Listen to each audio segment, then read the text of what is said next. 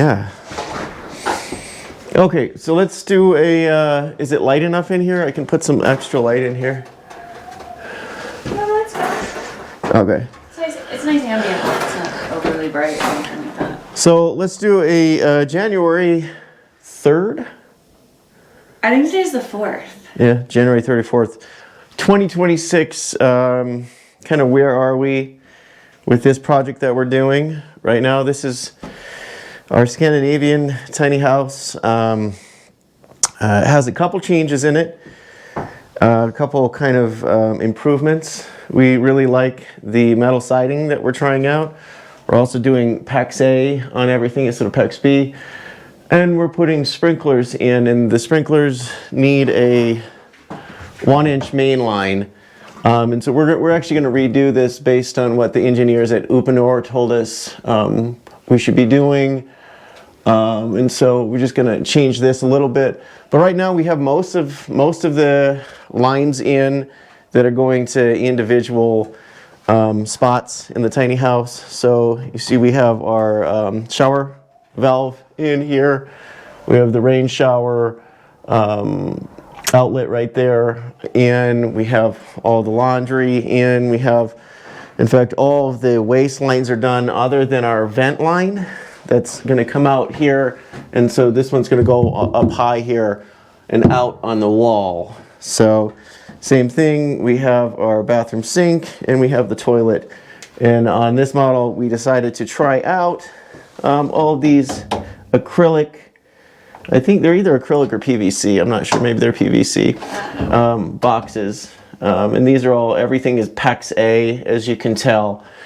And so the great thing about PEX A is it expands, so if you ever did get in a situation where it froze, the PEX A pipe's not going to burst. On top of that, with the 1-inch main line that we're doing and the sprinklers, we're going to have a little bit more water pressure going to every outlet, every sink, everything like that, including the shower. So as we kind of come out of the bathroom here, I guess I'm not quite done with showing you where we're at here. Electrical is all in. It's all already to all the boxes. It's already all to all the lights. We have our fan, our humidistat fan in, although I don't have the vent hole for that yet, but it's just gonna elbow right through the wall here. And then usually what I try to do or like to do is to match the heights of the vents, although this one looks like they might have to be a little bit different heights on this exact model, which is fine.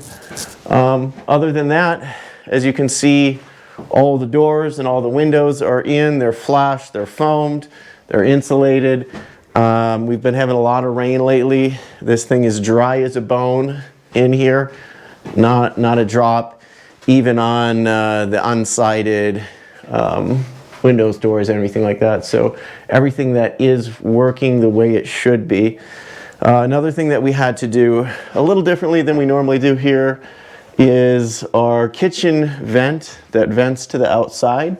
Because of the way that we're doing our metal siding, we wanted to get this kitchen vent in first so we could finish the metal siding outside. So when we do this, we just have to be a little bit more careful than we normally would to get it exactly, you know, where we want. We probably have a 1/4 inch leeway up or down, side to side, but this thing's right where we want it. A couple of things that are left to do in here is we started the cedar wall here. What we like to do is get the AC, the indoor AC unit up early so I can get the AC line up through the wall and through the ceiling. So that's not quite done. We'll be getting that done this week. And then usually this wall goes in much before all the rest. And one of the reasons why it's not a big deal is because this wall doesn't have to be insulated the way the rest are. Often I do insulate it just to kind of provide a little bit more noise protection in the bathroom. But we can get all of the other walls insulated first and then get this one even if this wall is up. As you can see, we also have all our pocket door frames in. The way that we frame is that we're getting the interior walls with the pocket door frames in. very, very early on. In fact, we're getting this interior wall in even before we sheathe the exterior walls. So here's our little storage area right now. This is the bedroom, but we have our solid white oak doors here that we're going to be using. I can get those in any time now. We can get them in now, we can get them in later. I might get them in earlier just to kind of get them out of the way so they don't get scratched up or anything. And as far as that goes, so we're pretty much at a stage right now where we want to finish our sprinklers.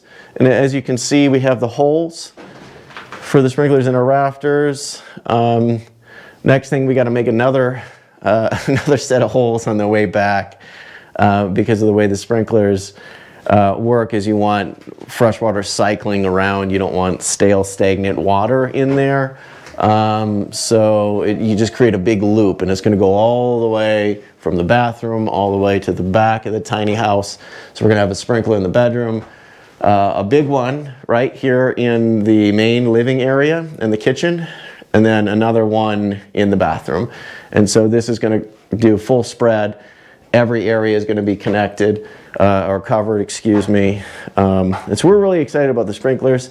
This is something that California is mandating for all new construction. So we want to be in line with that, so anybody that does use this tiny house can use it for full-time living as a house. And then on top of that, some of the stuff that we're doing on the outside coincides with that, the fire protection that would work for, say, San Diego County. As far as that goes, we have, what's left, fire sprinklers. After we get those in, we're going to do our inspection to make sure all the pipes are holding pressure up to 80 to 100 pounds. And we're going to do our tests to make sure all the drain lines are holding water. I already know they are because I've done tests myself on them, but this is part of the inspection process just to prove to them that everything's working.